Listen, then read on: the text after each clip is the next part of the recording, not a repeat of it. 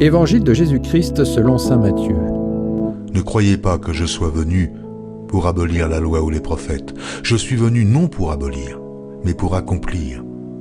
Car je vous le dis en vérité, tant que le ciel et la terre ne passeront point, il ne disparaîtra pas de la loi un seul iota ou un seul trait de lettre jusqu'à ce que tout soit arrivé.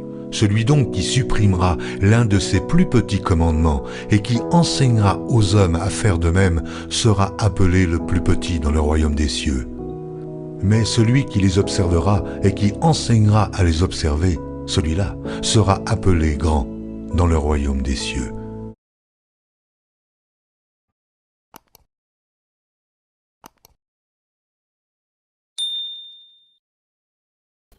L'objectif de la loi, c'est l'amour de Dieu et l'amour du prochain.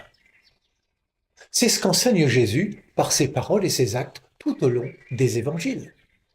La vie, la nôtre, celle des autres, celle du monde, n'a de sens que dans l'amour. Il n'y a rien de plus beau que de se savoir aimé et capable d'aimer. Et Jésus accomplit et réalise pleinement ce chemin d'amour. Comme l'écrivait un disciple de saint Ignace de Loyola, fondateur des Jésuites, la loi n'est sage que parce qu'elle mène au Christ. Toute religion n'est digne que dans la mesure où elle nous conduit à Dieu. L'amour de Jésus pour les personnes qu'il manifeste dans le respect de leur conscience et de leur liberté, Jésus le puise dans l'amour de son Père. Il est fils, bien-aimé du Père. À sa suite, apprenons à aimer, non pas avec des paroles et des beaux discours, mais en actes et en vérité. L'hypocrisie que Jésus dénonce est l'ennemi de l'amour. Quand Jésus dit qu'il est venu accomplir la loi et les prophètes, il ne fait rien d'autre que de rappeler l'esprit de cette loi et la parole des prophètes.